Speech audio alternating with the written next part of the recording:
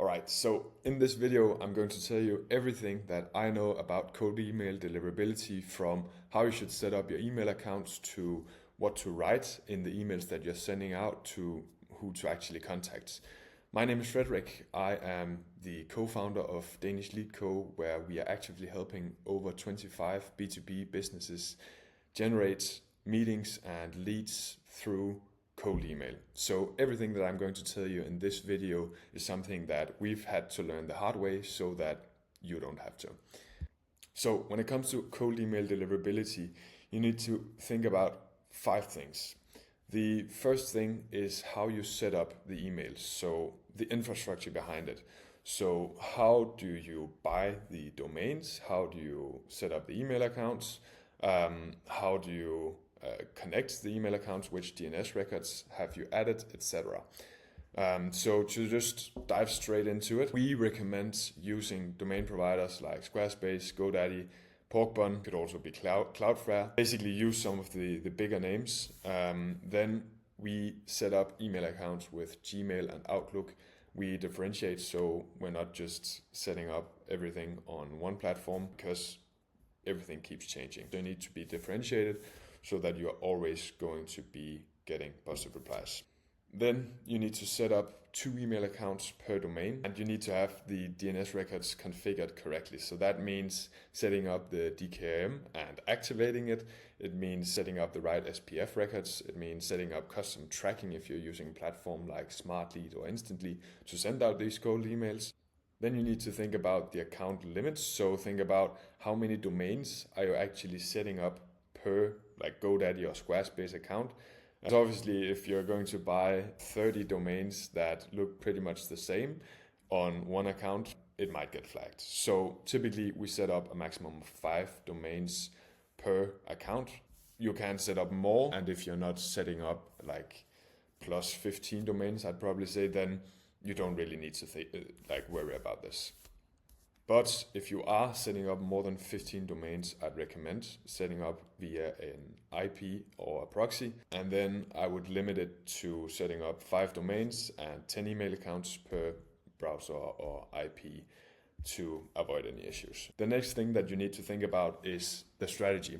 So basically, how many emails are you sending out per email account? From our testing, we found that a maximum of 50 is like the cap. Right now, we're actually not sending out more than 40 or 35 emails per email account. And all of this is basically to mimic human behavior, because not a lot of people send like more than 50 emails per day. Then obviously we want to make sure that bounce rates are below 2 to 3%. And then you might ask, what's a bounce? That's basically when you're like writing out to someone where the email account doesn't actually exist.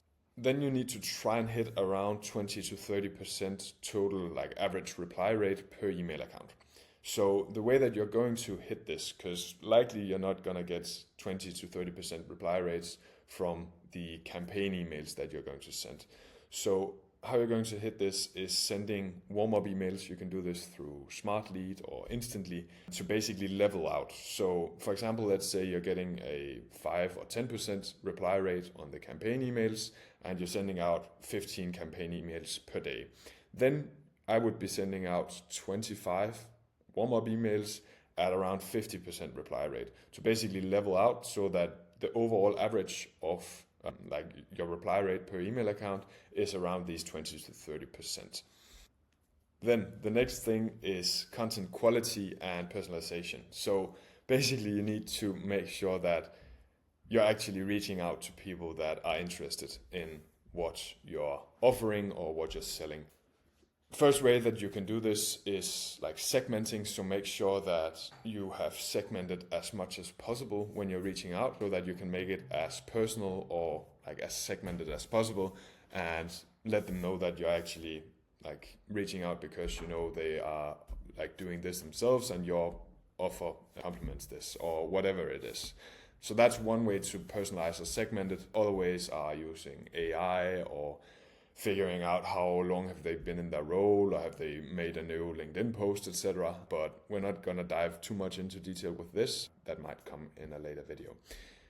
Other thing that you need to do if you're sending at a decent volume, so I'd probably say above 20,000 emails per month, then you should be using spin tags. I would probably be using it before then, but at this point you need to be using spin tags. So spin tags is basically when you write like multiple different variants of the same word or the same line, so that it basically makes it harder for Google or Outlook to figure out that you're sending out virtually the same email. So we spin tags on a sentence level because this makes it even harder, but you need to make sure that it doesn't actually hurt what you're trying to say and doesn't sound strange. So we use ChatGPT for it, but make sure to read through everything before sending anything out on a campaign.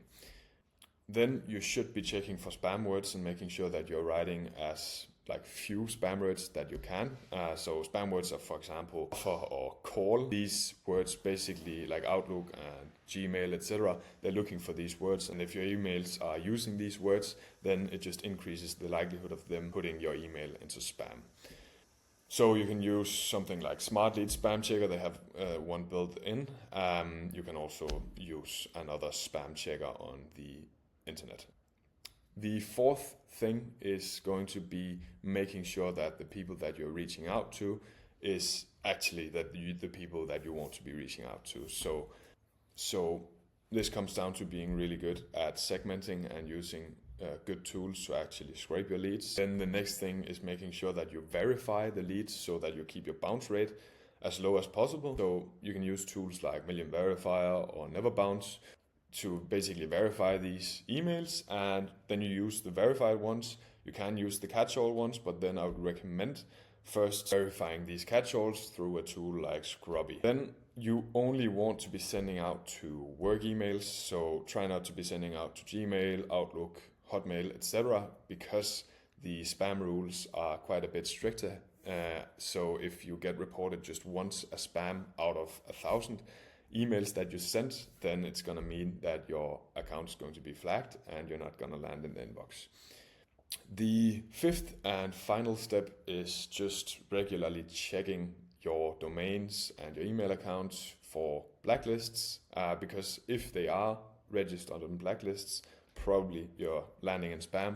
Then you can check it, send a few emails to your own account to check if you're actually landing in spam. If you are, and if you're listed on any of these blacklists, then I would probably just trash that email account, buy a new one, and then try to figure out what exactly happened that led this domain to actually be blacklisted. So go through the steps above and figure out what did you need to improve on. If you're listed on a blacklist like Sorbs, then you don't need to worry too much about it. Everything should be fine. But just make sure to check this on a regular basis, probably weekly or bi-weekly, to make sure that everything is running smoothly. This was everything for this video. I hope that you learned something, and I hope that this is going to improve your deliverability. See ya.